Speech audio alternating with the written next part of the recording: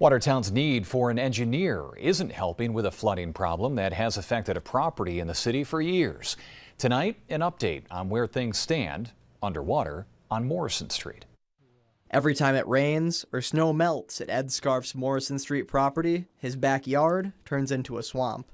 He tells us his appeals to city officials have fallen on deaf ears, and he hasn't heard from anyone since 2021. They're all just ignoring it, and it's not right. I mean, I've paid my taxes never late for 15 years or more.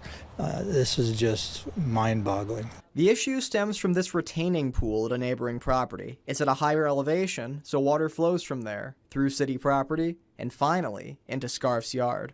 It creates more pressure, more water volume overflow, and ends up on my property because it's the lowest point. It's puddled up as deep as 2 feet and has worked its way into his basement.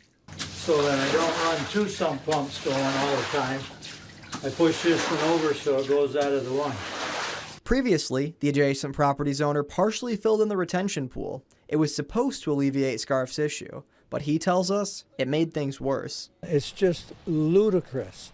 Anybody in their right mind would not have done that if you were trying to alleviate an overflow of water. If anything, you'd have made it bigger. According to city manager Ken Mix, the issue was being looked at by a former city engineer. After his departure, it fell by the wayside. We reached out to city engineering, and they said the issue isn't actively being worked on. Chad Charette, 7 News.